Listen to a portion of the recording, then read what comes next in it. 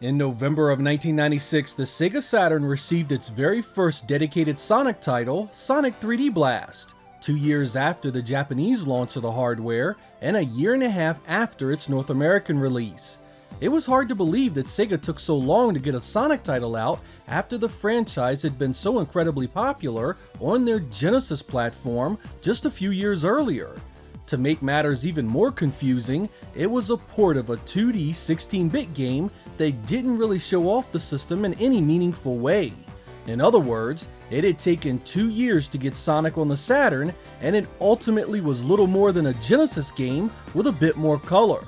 After that release, the developers at Traveler's Tales began work on a Formula 1 game, designing an engine from the ground up to work well with the Saturn's hardware. But Sega wanted another Sonic title for the Saturn, so with the help of Sonic Team, Traveler's Tales switched gears and turned their F1 engine into a Sonic-based racing game called Sonic TT. This title would eventually be finished and released in November of 1997 as Sonic R, the only game in the series made specifically for the Saturn. It had a fully vocalized soundtrack and would be one of the strangest games Sega released for the platform. Was it worth playing? Let's find out.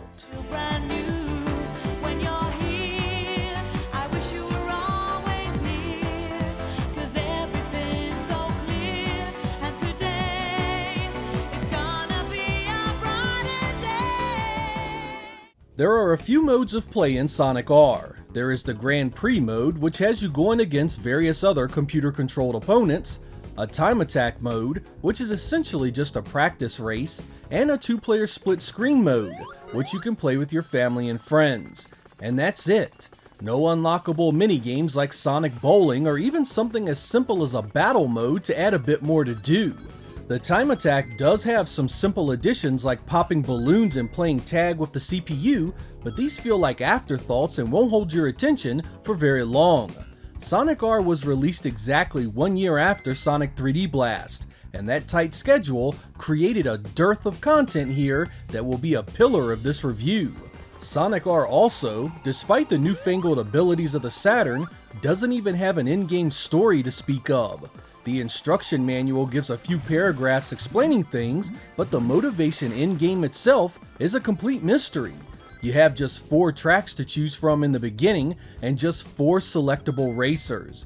The gameplay itself is a strange mix of third-person on-foot racing that still feels like you're driving a car.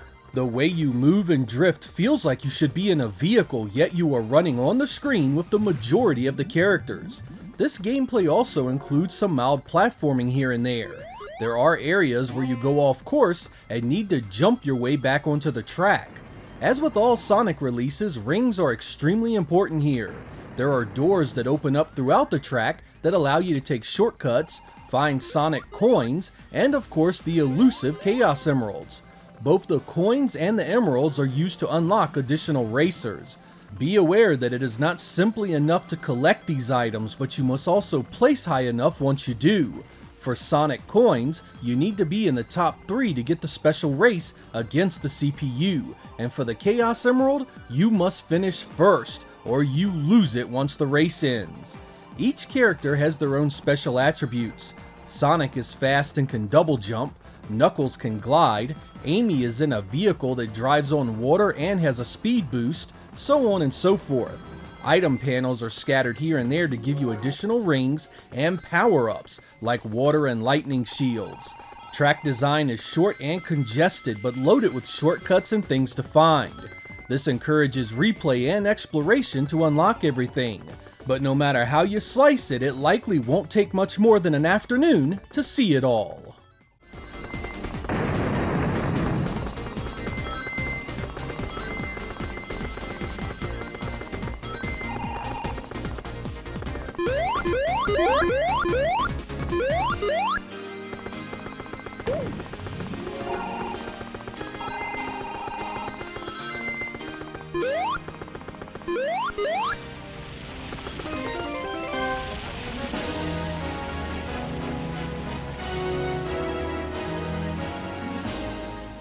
One of the more interesting things about Sonic R is its graphics engine.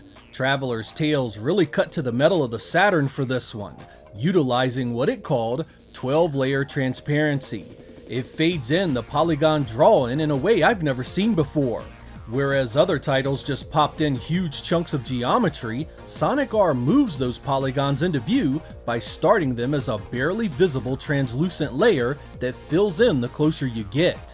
While it doesn't hide everything coming into frame, it does add an element of smoothness to it that games like Daytona USA never had. The engine also uses VDP2 heavily in the environment. The entire floor of the stage is drawn to the horizon, which helps the environment appear full and mixes well with the transparent draw-in. Sonic R was also, for the most part, a smooth experience in regards to performance. This is somewhat surprising given the amount of transparent effects the engine is pulling off. Most developers just slapped mesh textures on everything and job done, but here you get transparent shields and most of the vertical environment sporting major amounts of see-through textures.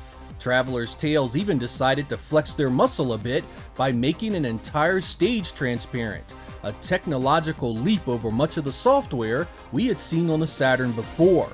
Add in some colorful textures, decent looking models, and some really nice environment mapping used for reflections, and you have one damn nice looking game.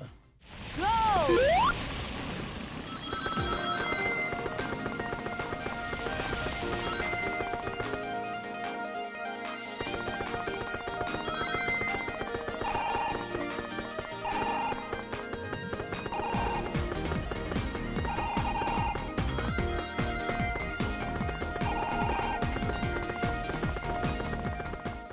The music in Sonic R is one that you'll either love or hate.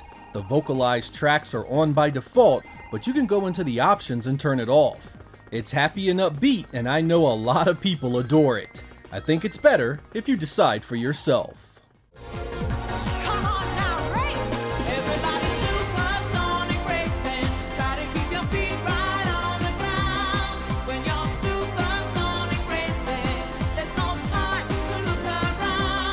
We're just supersonic racing, running to the point of no return.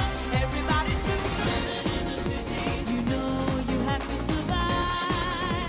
You've got to keep that dream alive. Where everything is free, can't you see? Living in the city. You know you have to survive. You've got to keep that dream alive. While I try and approach all my reviews with a fair attitude, I can't lie to you and say that that's the case here. I absolutely hated this game in 1997. The Saturn still did not have a dedicated mainline entry for Sonic, and to see Sega waste time on a freaking racing title really pinched my nips. I mean, are you kidding me with this release? The Saturn was 3 years old at this point, and Sega thought it was okay, after breaking all our hearts with their Sonic Extreme failure, to smack us in the face with this garbage. And honestly, that's how I felt for years. I resented this release. I resented the notion that Sega didn't owe Saturn owners a decent Sonic sequel to the Genesis games. This was not the Sonic I wanted. Traveler's Tales had been talented enough to get this 3D engine up and running. Why was it not tuned to a proper platforming adventure? Worse, the content was so limited that you could beat it in a day or two. 5 tracks in an age when similar games like Mario Kart 64 and Diddy Kong Racing had 4 times as many. That attitude dominated my opinion for 20 years, and I shat on it every chance I got. It wasn't until I started doing Sega Lord X here that I sat down and really played it again, and I'm not sure whether time had tempered my hate or what, but I found myself enjoying this much more. There is no question that the lack of content is still a huge issue, but as far as gameplay is concerned, it's not really that bad of a title. It's weird to be drifting and sliding around its stages on foot, but otherwise, it holds up fairly well. For those of you new to Sonic R, it starts off about as frustrating as they come. The gameplay does not feel intuitive at all. You will want these characters to turn on a dime and play like a platformer, but that just isn't how it goes. Your shoulder buttons act as your drifting mechanic and really makes a difference once you get used to it. The tracks, while short, also have loads of different shortcuts and hidden areas, so I advise messing about and going off course to explore as much as possible. It adds a lot to the replay value. Also, it supports the 3D analog controller, and if you like the soundtrack to Sonic 3D Blast, it's done by the same dude, and is about as upbeat and happy as any gaming music I've ever heard.